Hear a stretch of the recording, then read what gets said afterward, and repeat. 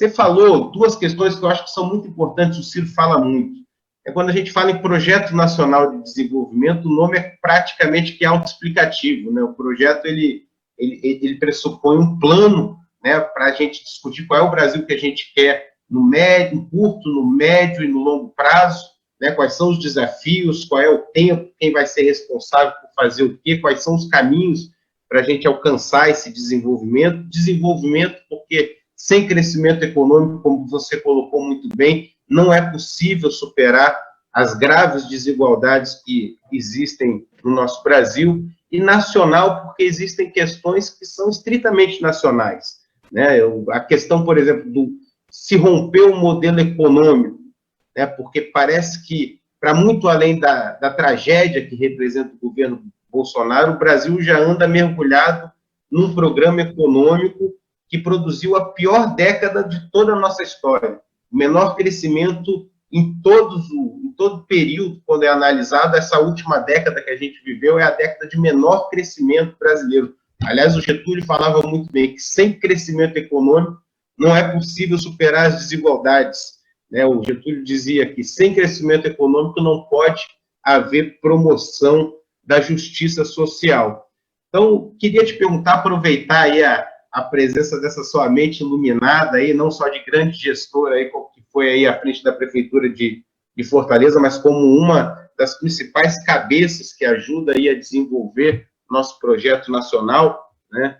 Quais são, na sua opinião, as primeiras tarefas que um projeto nacional de desenvolvimento deve implementar para a gente romper esse modelo econômico que, sem dúvida nenhuma, é um modelo econômico que está levando o Brasil a essa crise, e que a gente tem que ser justo, né? O Bolsonaro vem agravando nessas condições, mas que não foi ele que produziu. Então, acho que é importante a gente trazer aí esse debate, mostrar que existe uma falência no modelo implementado pelo país. Esse modelo que não gera crescimento, esse modelo que provoca desindustrialização, esse modelo econômico que já vem se arrastando ao longo de muitos anos, né,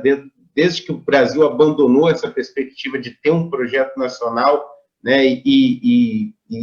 mergulhou, né, num projeto que privilegia, né, o capital financeiro, o rentismo, enfim, aqueles que vivem de especulação em prejuízo daqueles que produzem e trabalham no nosso país. Então, na sua opinião, assim, para a gente debater aqui com a nossa militância, com aqueles que nos acompanham, quais são as principais dimensões desse projeto nacional? Aonde que a gente muda esse modelo econômico, né? Quando a gente fala o modelo econômico, que fala de superávit primário, de câmbio flutuante, de metas de inflação, qual é o defeito desse modelo e qual é o caminho que a gente vem apontando, né, o que o Projeto Nacional de Desenvolvimento defendido pelo PDT e pelo Ciro Gomes vem apontando para a gente trazer para o nosso país um novo caminho, um caminho que produza crescimento econômico, mas que também tem essa preocupação com a distribuição da renda e que esse projeto de desenvolvimento alcance a todos os brasileiros.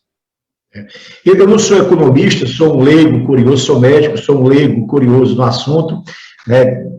superficial conhecedor, mas há questões que não precisam de conhecimento técnico para serem compreendidos, porque são muito mais escolhas políticas, né, do que mesmo questão de teoria econômica, né? A pauta do país, a pauta econômica do país, ao longo dos últimos anos, pelo menos dos últimos 30 anos, basicamente, tem sido uma crença de que, para a economia crescer, né, a estrutura mais importante, o fundamento mais importante é o tal do ajuste fiscal, é o tal do superávit primário, né? É você ter as contas em dias e que, com isso, basicamente, a economia iria responder de forma espontânea o próprio mercado, né, e isso iria garantir condições para que o mercado pudesse atuar com credibilidade, com segurança, né, e isso produziria crescimento. E essa crença, né, não tem se concretizado, né? Basicamente, essa política tem sido capaz, em alguma dimensão, né, de controle, de fazer o controle inflacionário, mas, muito pelo contrário, ela tem sido, em alguma dimensão, não que não seja importante o ajuste fiscal, mas o rigor, né, e a estreiteza de limitar a economia a isso tem sido meio que o e o freio de mão levantado para o país crescer. Isso tem, por exemplo, essa premissa tem promovido o absurdo a PEC do teto dos gastos públicos, tem promovido o encolhimento dos investimentos públicos brasileiros, né? Tem produzido a ausência de uma política industrial no Brasil, real e concreta. Então, não que o ajuste fiscal não seja fundamental, ele claramente é, mas ele não pode ser a estrutura e o fundamento básico, primeiro e único, de uma política econômica que precisa promover crescimento, né? E não precisa de muita experiência em economia, é só olhar para trás para a história do Brasil e notar que esse modelo tem sido incapaz de produzir ciclos de crescimento sustentáveis ao país. Então, eu diria que redimensionar e valorizar e relegitimizar o papel do Estado brasileiro junto à população é a questão fundamental. É o Estado ter força moral, é o Estado ter eficiência pública, é o Estado ter liderança na coordenação dos esforços da economia, da sociedade e das ações do próprio Estado. Subestimar o papel do Estado como promotor e propulsor do desenvolvimento é um erro, é um equívoco de uma compreensão liberal absolutamente errada, né, que importou de forma defeituosa, né, o ideário, por exemplo, do governo americano, que é um governo de viés liberal, mas que tem um Estado forte, defensor dos interesses da indústria nacional nas brigas de comércio exterior, incentivador da ciência e tecnologia, comprador, é um Estado comprador de muita demanda industrial de setores específicos, é um Estado que coordena muito bem as questões de sociedade e mercado, e poderia, inclusive, fazer muito mais, né? E poderia fazer muito mais. E aqui no Brasil houve uma opção, como eu disse no passado, simplesmente do Estado abandonar a sua função de ser um agente central para a promoção do desenvolvimento e achar que esse desenvolvimento vai acontecer de forma espontânea pelo próprio mercado, dado que o Estado vai cuidar apenas de se autogerir de forma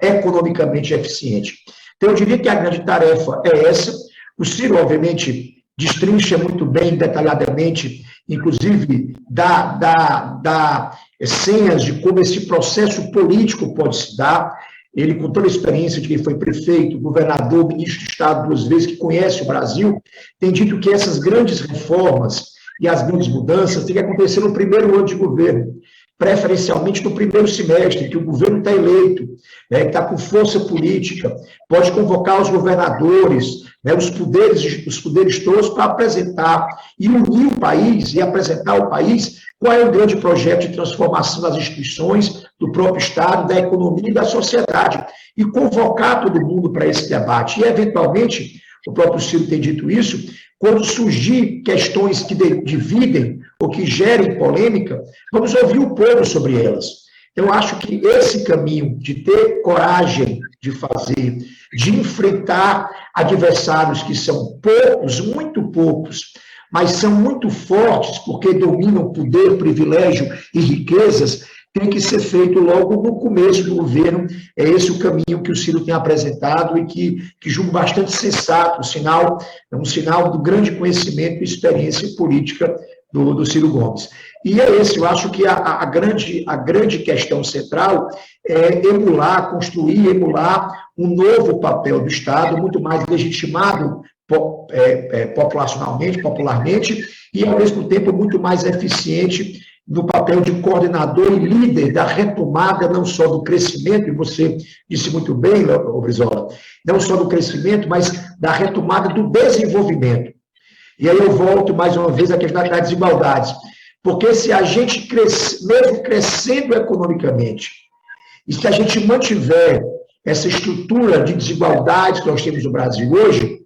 obviamente que todo mundo vai ganhar um pouco quando o Brasil cresce. Mas quem vai mais tirar proveito desse crescimento é quem tem mais estudo, é quem tem mais informação, quem tem uma rede de amizades e relações. Então, normalmente, o crescimento econômico numa estrutura de desigualdades, ele concentra riqueza. Então, tão importante quanto crescer é atacar a estrutura de desigualdades, é fazer investimentos na primeira infância, na educação pública, no acesso à universidade, numa política de renda mínima, é dar oportunidades para que esse crescimento seja eventualmente usufruído por todos e que haja um foco de oportunidades,